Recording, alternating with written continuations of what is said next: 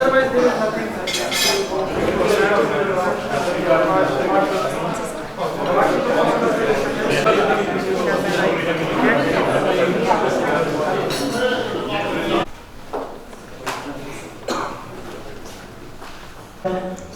Dr. Arun Gupta.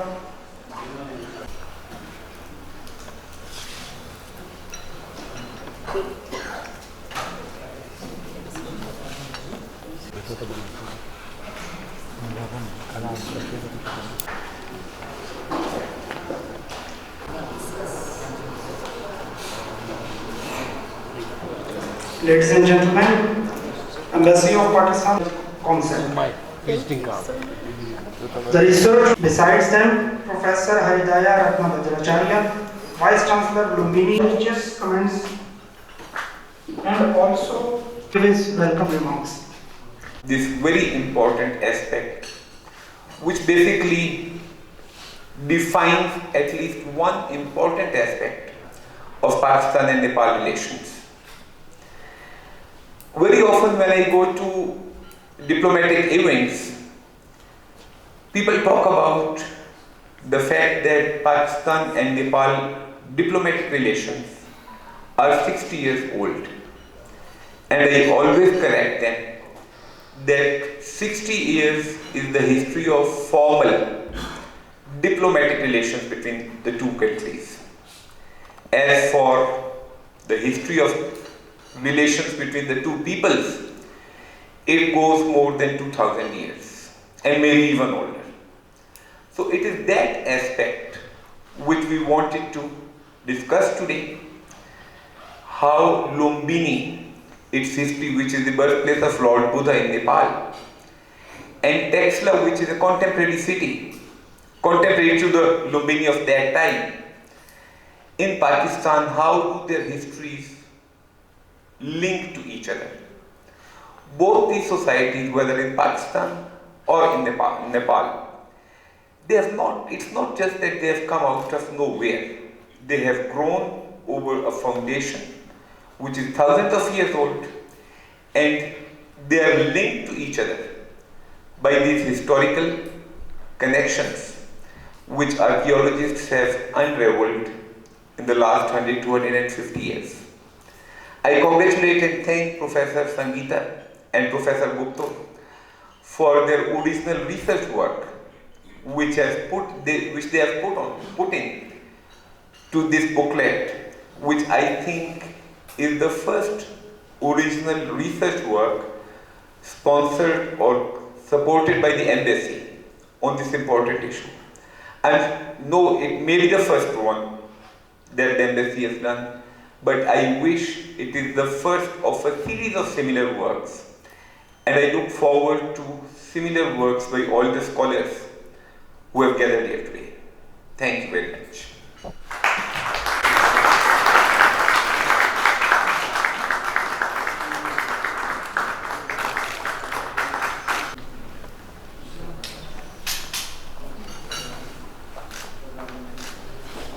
The Vice Chancellor of Lumbini Buddhist University, our esteemed guests, His Excellency, the Ambassador of Pakistan, and I have said my esteemed guests. Welcome to this book launch. It's not a book, it's a research paper turned into a book published. I'll talk about it. So I'll first just mention how we came to write this research paper. It was a product of a very casual conversation between my colleague, Professor Arun, His Excellency the Ambassador, and myself. So Professor Arun has done a lot of research on Buddhism, or he's done a lot on the interpretation of Buddhist icons and art. I, for myself, have been to Takshila, seen a lot. I've been there like 3 times to Takshila, and I've seen all the the ruins, the stupas, the Buddhist monasteries, everything that related to Buddha and Buddhism. And His Excellency is or has an avid interest in Buddhism. So the three of us, we decided, okay, let's come up with a research paper. And His Excellency was very kind and good enough to have it published. So for scholars, having a research paper published is just great. So thank you, Your Excellency, for this. And as you see the title of the book, Kapilvastu and Takshila, Conceptualizing the Context. So what we have done is, we have tried to, or we not tried, but we have focused, contextualized the historical link between Kapilvastu and Takshila. So we have begun this. We have started this and we have grounded it, or in other words, we have brought it into focus so that scholars later might pick on the different references here and do newer researches for historians, archaeologists, and others. So one is that, and we have seen how during this connection, this historical link between Takshila and Kapilvastu, we see how Buddhism flourished in Takshila. Okay, let me just say Takshila, that word, Takshila, Takshashila or Taxila as it is known today in Pakistan, that is, it means severed head or head that has been cut. And that comes from an anecdote where Buddha had severed or cut his head and offered it to a man. So it's a story there. We haven't gotten into the story, but that's how Takshila gets its name. So in this research paper, we have used the term Takshila, not Takshashila or Takshila. And so we see how Buddhism flourished in Takshila, and the prevalence of Buddhism there, the Mahayana Buddhism, and also we have a little bit focused on the arts of Gandhara.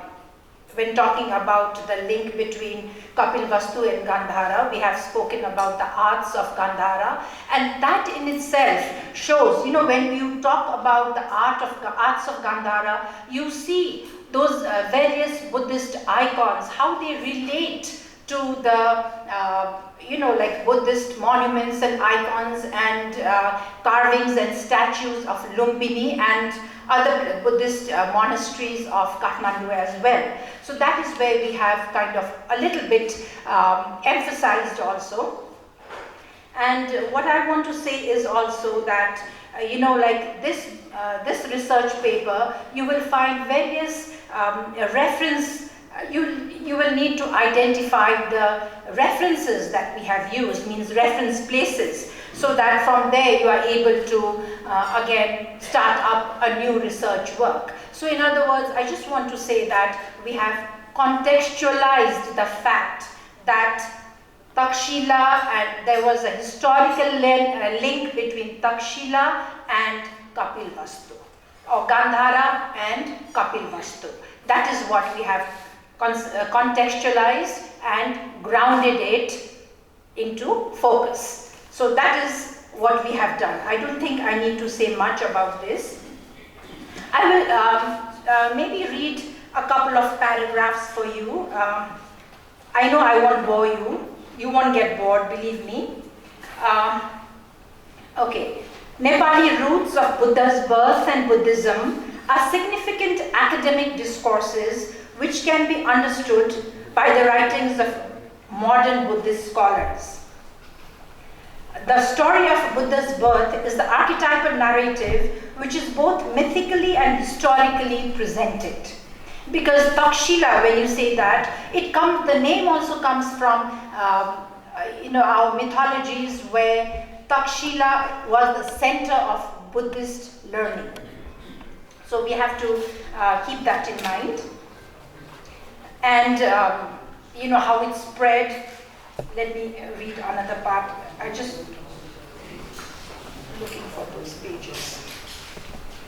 Okay, Takshila or Takshila as is known today is one of Pakistan's most famous archaeological sites and a popular tourist destination of great cultural significance where Vedic cultures had flourished for centuries. Takshila speaks of Persian, Greek and Asian influences, and the expanse encloses city buildings, Buddhist stupas and ruins of 3 cities. The oldest of these is Bir Mound, which dates from the 6th century BCE. The second city is located at Sirkap and was built by Greco-Bactrian kings in the 2nd century BC. The third city is at Sursuk and relates to the Kushan kings. A large number of Buddhist monasteries, stupas and mosques and madrasas are found in the area. Takshila was also an important Buddhist center of learning from the 5th century BC to 2nd century AD. So the Buddhist Jataka tales starting from the 4th century BC also describe Takshila as the capital of Gandhara and an important center of learning. So Faxian, the Chinese monk, in his travelogue, writes of his visit in 405 BCE and translates the name as severed head. The term derived from the life of Buddha because in Takshila, Buddha had given his head to a man. So, Takshila was like a melting pot where several cultures met, Hindu, Buddhist, Persian, and the Greek cultures. As a natural phenomenon, the cultures interacted with each other, and one can safely say that the artistic interactions between the Greek and the Buddhist cultures led to the creation of the human form of Buddha in response to devotional needs of the local people. So I'm just reading little excerpts. I'll just read one last one. Another striking characteristic creation of the Gandhara school was the Bodhisattva image. Representations of the divine bodhisattvas of Mahayana pantheon has been found. The majority of bodhisattva statues from Gandhara have been identified as representations of Siddhartha Gautama, the Buddha, as prince before his enlightenment, and Maitreya, the Buddha of the future. So I'll leave you with this. Thank you very much. I would now request Dr. Arun Gupta to please. My guests from United States of America who are working with us, with Safar and Casa on digital humanities, Dr. Laura Gonzalez and Vibhushan Apore. Whatever we are doing, they are helping us to archive and train us how to archive them. So it's a wonderful opportunity. I am honored that they are also here. And as Professor Sangeeta has already told you, that we have a team, Nepal Studies team, but in this particular project, we have 2 research assistants, student researcher Renuka Khatiwada, who is holding the camera, and then where are you, Shankar? Shankar, who is working on various projects, but somehow related with environmental historiography. So this is the team, and I will be little bit philosophical in terms with the whole idea of Buddhism and Buddhist art, but I will not take much time.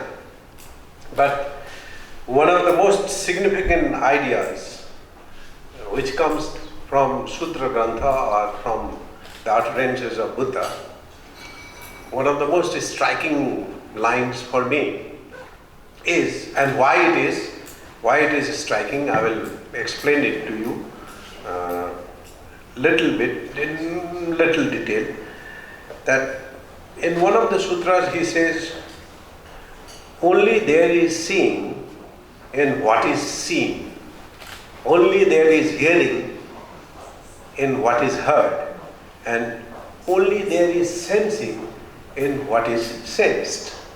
That means one of the core ideas, one of the principal ideas of Buddhism is that truth has to be explored experimentally, personally. Very personally, experimentally.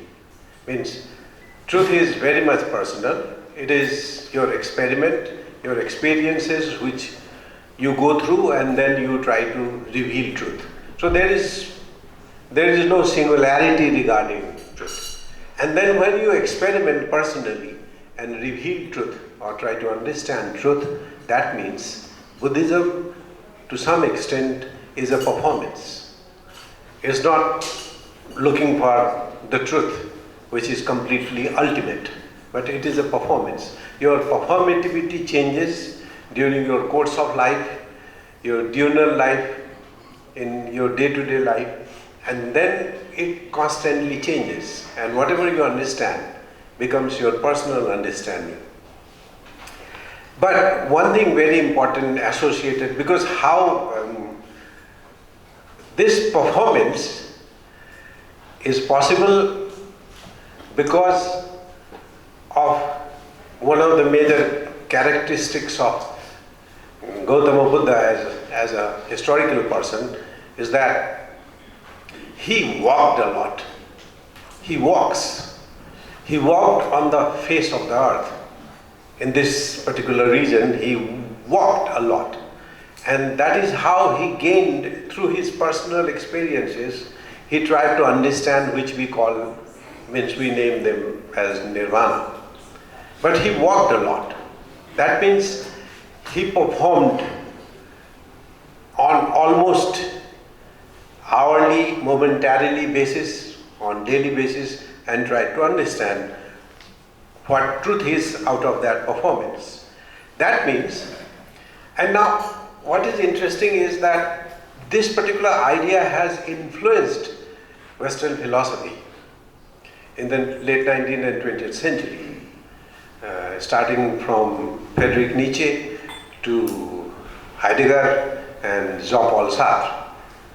Why?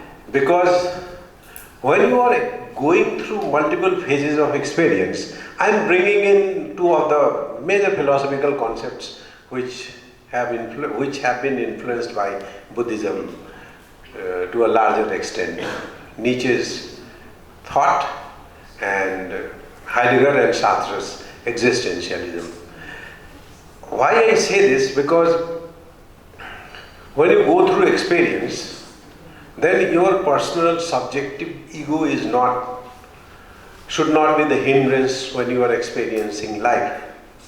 This personal big I is not or should not be the hindrance to understand life. Because when you are walking,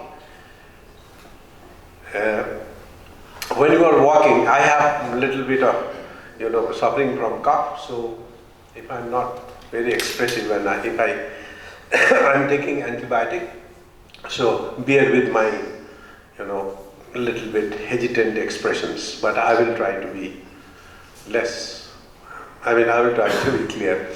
And this is the whole season is, many people, my students, faculty, they are suffering from cough and cold. So I am not the only one, but they are not infectious. Don't worry about that. And yes, so when you are going through experience, your personal, this ego, this personal big I should not be the hindrance. You go through experience, you walk into the vistas of life. And that is what Western philosophy took to some extent, especially Heidegger, and said that is why when you are looking at the object of knowledge, your perspective is not the only important thing, but the object's own perspective should be important. That means the objectness of the object is as important as the subjectness of the subject. So how do you enter into the object? By erasing this particular personal I, very egoistic I. Your Excellency, we have talked about these two particular I's in Urdu language also. One is Main. That's a very egoistic I. But in Urdu language, one of the fascinating words associated with I is Khud. मैंने खुद किया.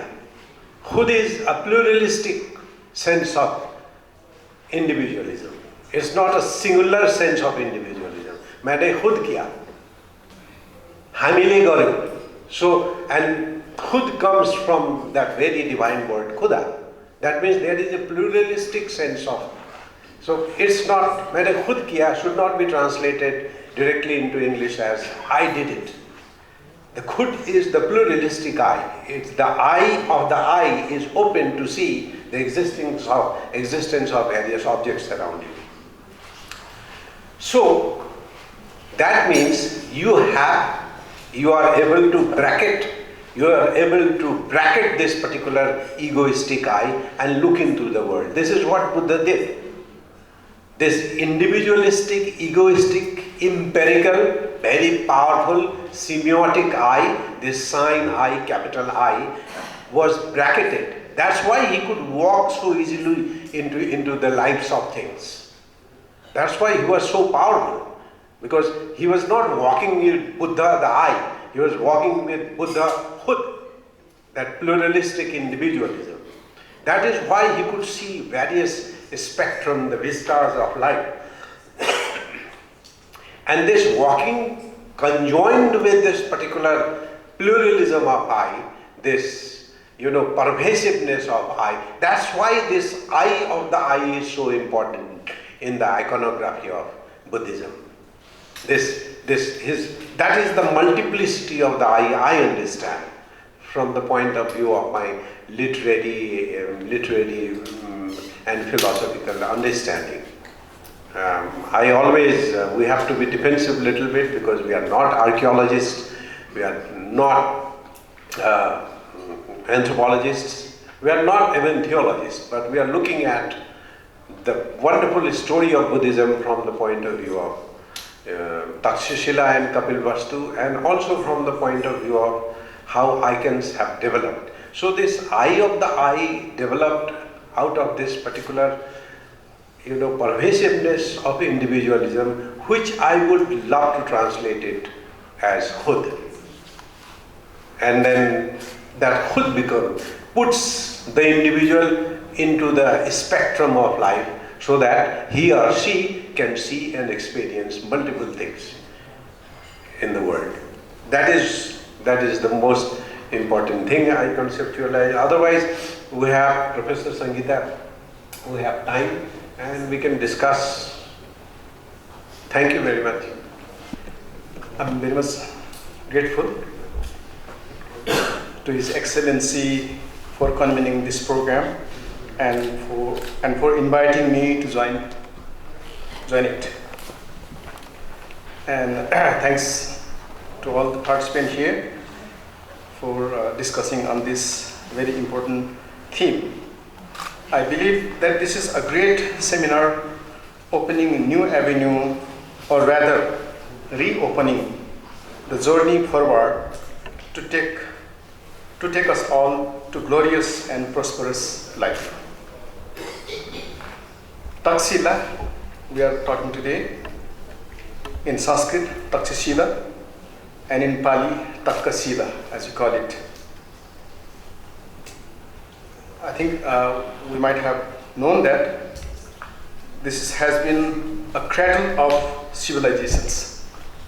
Not civilization, civilizations, so many civilizations, which we can list starting from prehistoric period, the Harappan, the arrival of the Aryans, the Greek, the Mauryan, the Kosala, Sakya, Gupta, etc. So many. And these civilizations and the whole dynamics that have undertaken with Takshila at the center, I think it calls for more research to understand how much it has given impetus for the development of this area that we are in, the greater area of this peninsular India and South Asia, and also which has been spread to the East and the Southeast Asia, and also many other parts, including Central Asia.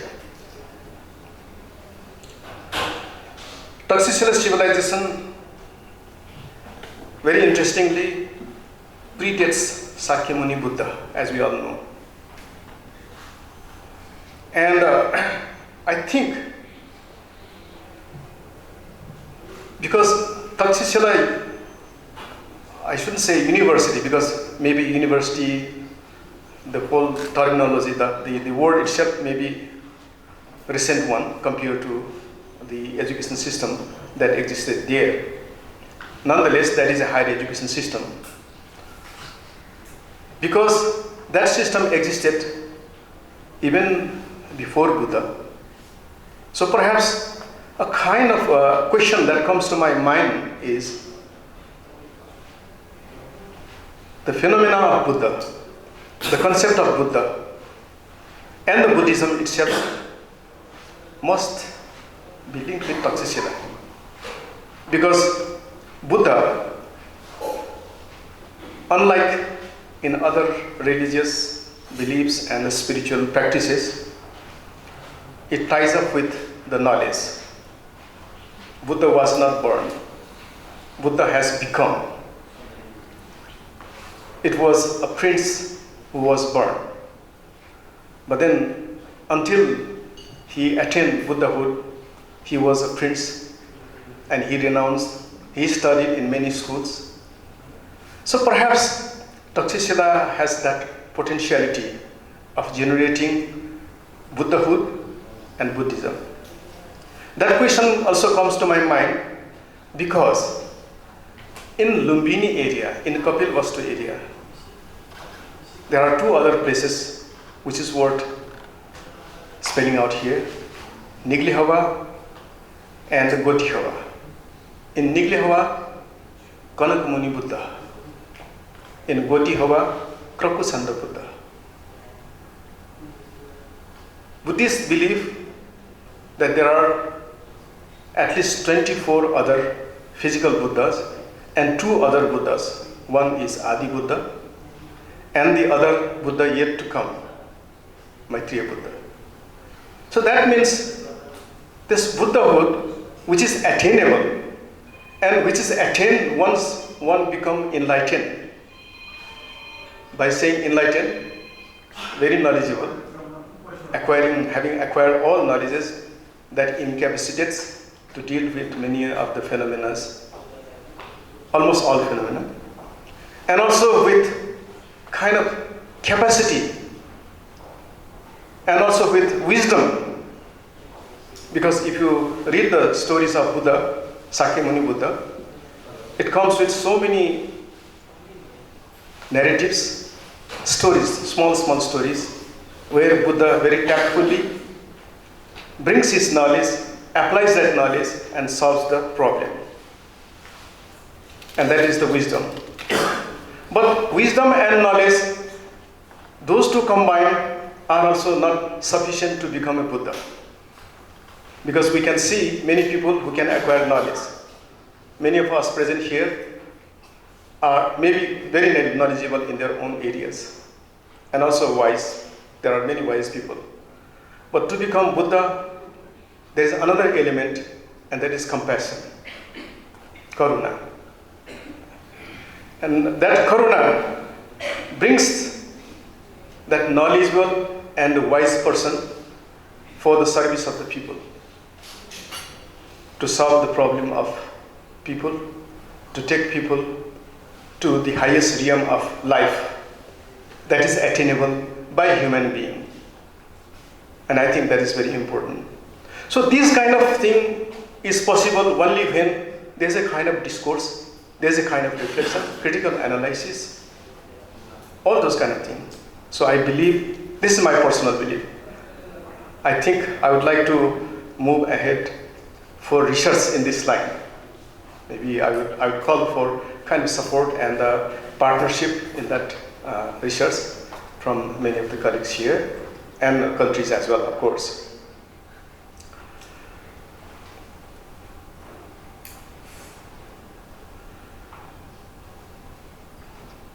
Takshila and Lumbini, for that matter, I think it should go beyond Lumbini, because Takshila is linked with Lumbini. I will come to this point once again. But then at least there are some other people, listing of people like Panini. It is said that Panini was associated with Takshila. Maybe he was a student, but nonetheless he was involved in teaching as well. There is a district in Nepal called Argakhasi, and in Argakhasi there is a place called Pani, and it is believed that Panini is, at least he stayed in Pani. So Panini from Argakhasi district of Nepal, Takshila, he was one of the scholars of Takshila. So that means there has been a kind of flow of people. I don't have historical evidence of that to prove it, but nonetheless, there is a belief. And why should people believe that? There must be some truth. Either it should be falsified or it should be accepted. I think it is also a question for a kind of archaeological as well as historical as well as other process of research to establish. Chandragupta Maurya, and for that matter, Chanakya, who is also known as Kautilya. Maurya, it is believed, again there is need for kind of research. After the derogation of Shakyas, these have become turned into Maurya. That is what is normally a kind of believed. It's the only believed part. But nonetheless, if it is true, then Kautilya was also instrumental in establishing Takshila. And that means there is a good linkage of Mauryas who are from the places nearer to Lumbini and Takshila. So there is a linkage. This linkage again brings my mind to a kind of question that perhaps this is a kind of system that existed there, a very interesting system which involved geography, which involved trade, which involved even warfare and politics. But it is a system. That system really brought a good interaction of people from the eastern part of peninsular India with the Central Asia as well as Europe. So it's a very interesting dynamics, process and system that has existed for more than 1,000 years. I should say at least for 3,000 years. So one way or other way, I think the heritage of this area is linked with Takshila. New system of education, and for that matter, higher education, research, only through research on science and material science, physical science, that will call for research on spirituality as well. But at least humanity, we have been experiencing spirituality, we have been feeling spirituality of reaching the highest forms of life. And that we have attained height in those really behold and stride ahead. Deeds, all doings, they all culminate because of so many deeds, they are interrelated. Whatever we do, whatever we think of doing, link with the other. It's very important. So we can, and the third is, and the most important is, Atenta Sukha Sarvakarma. So what we should opt is that prevail. Myself, I was a physics teacher, so I'm very objective that way. in science, until proven false, the theories will remain kind. So that way, I think it has been before, it has epitomized so many. Takshila, how we connect these two sides, the connection, if you see that, there was an ancient trade route which was called Uttarapatha, or that is called Northern Trade Road, which begins from Rajgir to Takshila. So if you believe Swenjang or even today, there are more than 13 pillars, Ashoka pillar, they are standing on this road. Some of the sites like Rajgir, the Ashoka pillar is disappeared and the Shravasti pillar is disappeared. Two pillars from Meerut and Chopra, it is now in Delhi. It is Feroz Shah brought it back. Otherwise, if you see from Rajgir, Pataliputra, then come to Vaisali, then come even Kesaria, we found the line capital, then Luria, Arras, Luria, Nadangarh, Rampurwa, Lumbini, Nigli-Hawa, Goji-Hawa, Meerut, Shravasti, then you go to Chopra, Haryana. Then this route we connect to Takshila. So without any route, how the travelers they used to go? Like Vice Chairman said that Charak, like a Chanakya, even Jivaka, the physician of Buddha, they all studied in Takshila. How they travel from Magad to Takshila? We have to find that route. And how Buddhism traveled to Takshila.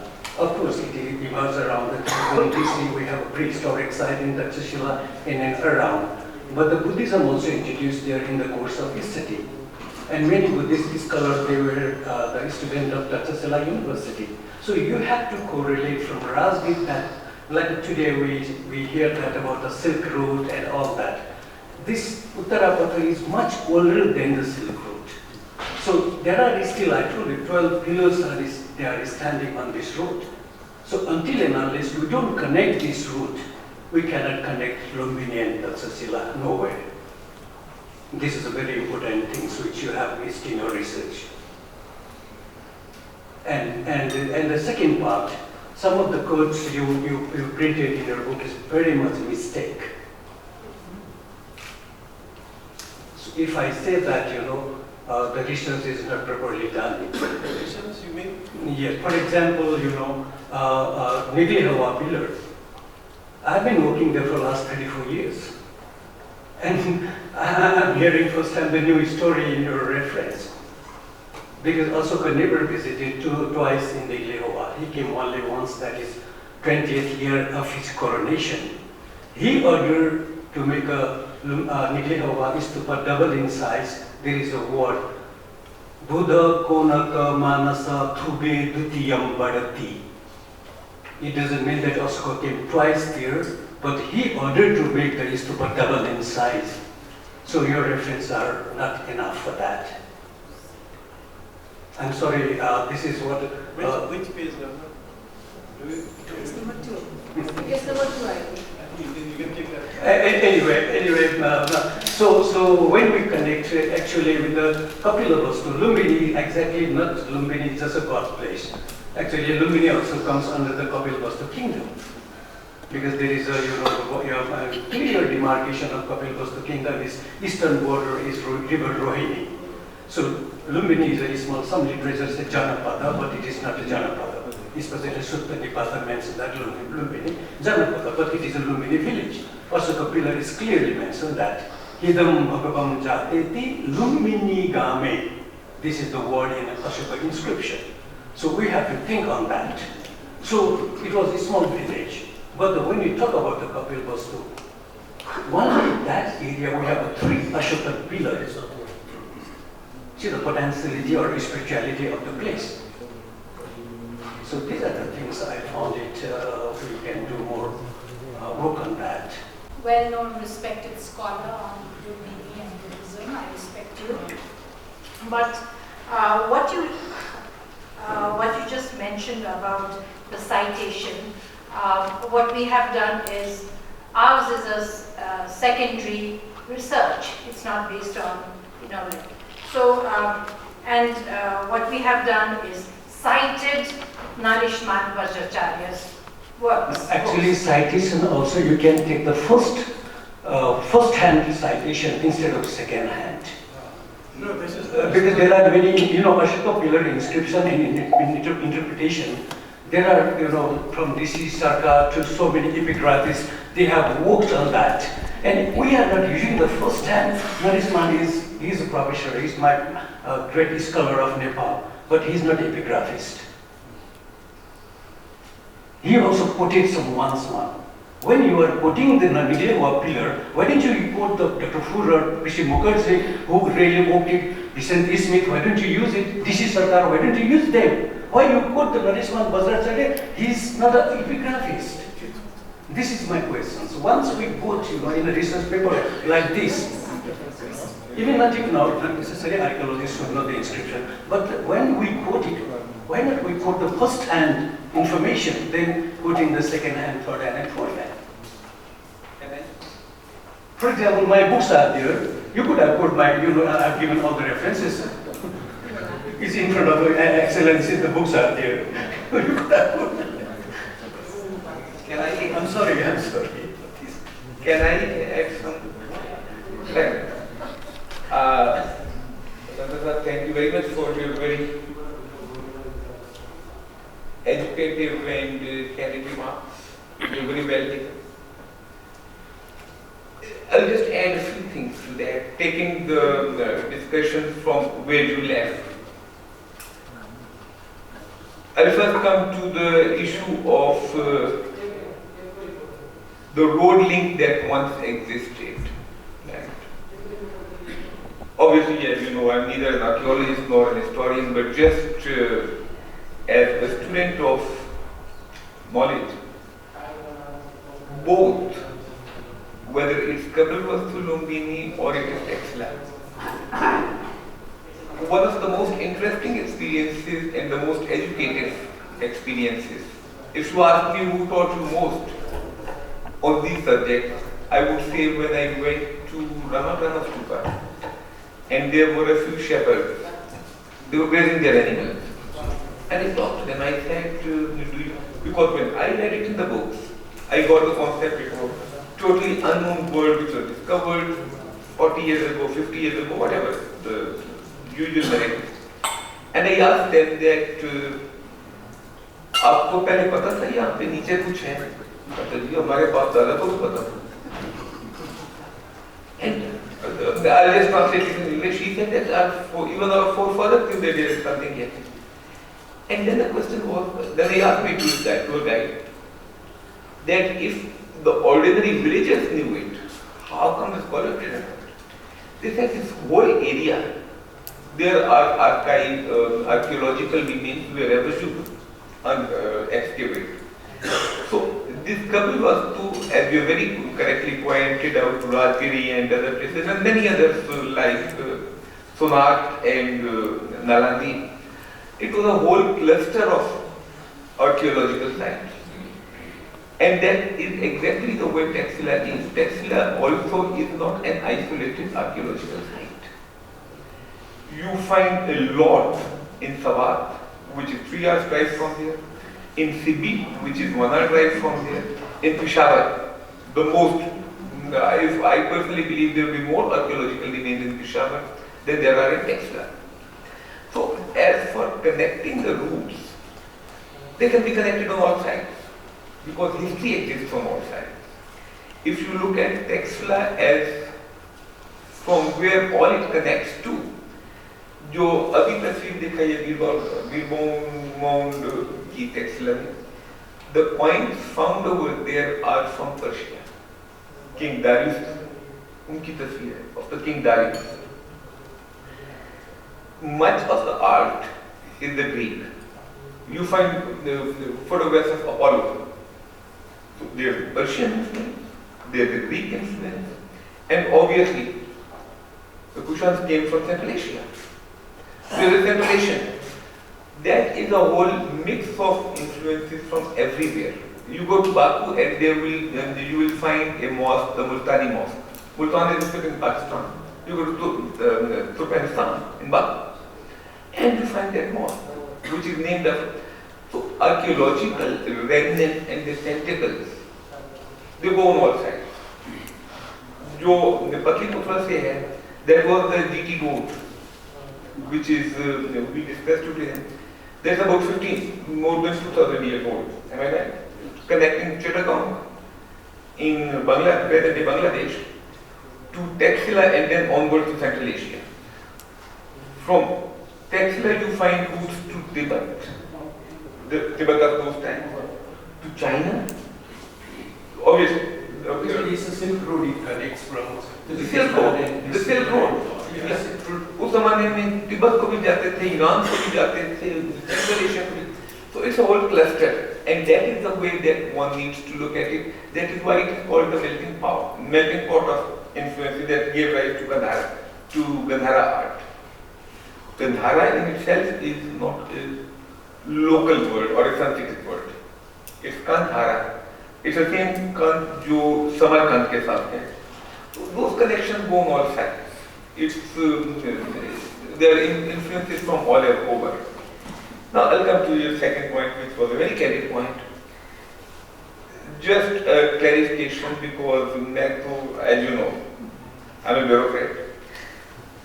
But just an observation that if, from research point of view, if this passage is correctly quoted, whether it contains the right information or wrong, if the citation is correct, the page number, book, author name is correct, and this has been correctly reproduced, it at least crosses the first level of research methodology.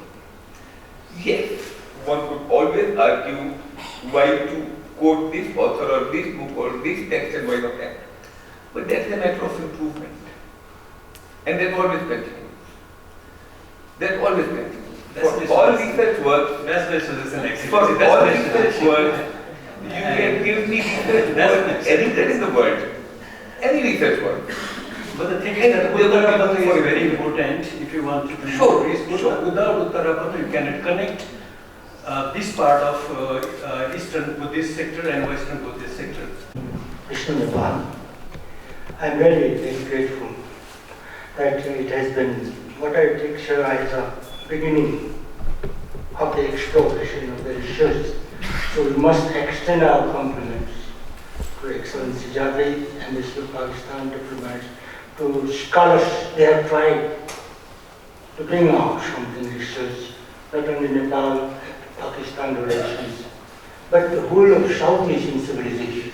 This is the start, officially. And we have to go on recommending and making corrections what the NCAA president has said. I have also some suggestions, especially also to Vice Chancellor, because Nepal Parliament passed to explore not a religious proposal, Buddha to be declared as the light of the universe in 2068 Nepal Parliament unanimously passed. All parties. This shows not only the light of Asia. One remarkable point is that it is not a religious proposal. As an apostle of peace, the connecting the civilization, because Buddha's birthday has been celebrated by the United Nations. The Yoga Day has been recognized. Non-violence Day from South Asia, Gandhi's birthday has been recognized. I think this also, let's not limit Buddha to Asia and South Asia. Not as a religious figure, but as the philosophical and as an apostle of peace, number one. Number two, perhaps Excellency, there is another field of research, the interlinked. What it means is that what I have named is the human civilization, the South Asian civilization. And this human civilization, perhaps the dawn of the civilization on earth. If you take Nepal's name and count where you goes, this is not only 250 years old, this is 4.2 million. In Shakti Yuga, Nepal was known as Satyavati. Treta Yuga, Nepal was known as Tapogumi. Dwapar Yuga, Nepal was known as Himalayan Khanda. And also in Kaliyuga, Nepal's name is Nepal and Balkan. This way, there are the historical backgrounds and the civilizational backgrounds. I think there is one very important aspect to explore Nepal and Takshila relations. Takshila was the first university on earth, Takshila University. And when the soldiers of Alexander the Great, they came to Takshila and they taught each other. And oh, we have not seen such a civilization in the West, in Italy and so on. So that means this was the tone of civilization. What I perceive is that this part of highlighting is necessary. And what I am limiting with Nepal is Mahabharata was written here in Bedvash Ashram in Tamil district of Nepal. This is the largest book on earth so far. And it was first recited in Takshila. In Takshila, Nagasmaya by Janamejaya. It has been recorded. This part of civilization, what the West has defined civilization, is only covered in this very civilization. Mesopotamian civilizations, we have to redefine, to highlight our great scholars. Perhaps this is another field of research, that another seminar, but this covering this part. And of course, Buddhism, the Buddhist civilization, and this area we have covered. So I take this way that it has been started, Excellency. We are very proud of the scholars, what they have tried out, and also the embassy. Thank you very much. Those books are extensively used in multiple universities, from Britain to the United States to Japan, Nepal, India, Pakistan, everywhere, extensively used.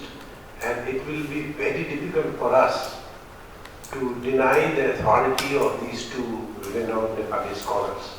So, on just first-hand objections about their presentations, it will be, means you need arguments upon arguments upon arguments to deny what they have claimed. They are the foremost authorities in the modern times and contemporary times. And that is why we use them. Professor Sakya and Professor Bhajarjani. There might be some linguistic errors, but that doesn't mean that their information can be very easily challenged. That's why they are authoritative texts, and hence we have used them. That's one thing. And then another thing is that regarding Your Excellency's presentation, the textual flow, the flows of ideas, means when we talk about the spread of Buddhism from Nepal to northward, from means towards China to Japan, and again to East Asia, from Burma onwards, and again from Central India, or even not Central India, directly towards Tibet and then moving towards the major Silk Route. The textual and ideological flows cannot be traced by any Silk Route or Uttara Patha, because unless and until we have real GPS system and authenticating them that how they moved and how the Lumbini was connected with Takshila, it might be also the fact that Uttarapatha might not have direct contribution in establishing any ideological link between Lumbini and Takshila. It might have moved all the way from Tibet to Central Asia and then moved backwards towards Afghanistan and Pakistan. So textual and ideological flows cannot be mapped. This is my opinion, and probably Professor Sangeeta Ramaji also, that they cannot be so easily established by routes, whether it is Grand Trunk route or Silk Route or Maritime Silk Route. It's a very complicated process. So these are the two things which we wanted to do. And the third is that we were trying to, we talked to, which three of us have talked, and I really, from our core of our heart, we appreciate His Excellency's scholarship in this area.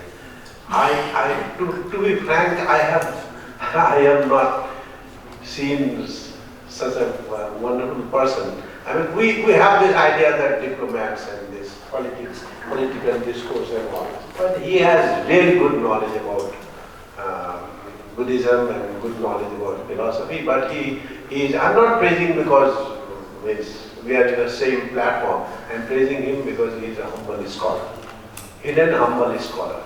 So we will improve on these because, as I told you, that we are not anthropologists. We are looking at the context which were involved in the rise of Takshila and Lumbini, irrespective of these connectivities between Lumbini and how it was connected with Takshila. What were the context, the socio-political context you also discussed initially, that try to bring in those areas. So, of course, this is a tiny, tiny book and it cannot answer all the questions. But it is a kind of, from one point of view, we can also think that it is a kind of tracing the ancient urbanism of South Asia, from Pakistan, Nepal or Nepal to Pakistan. Thank you.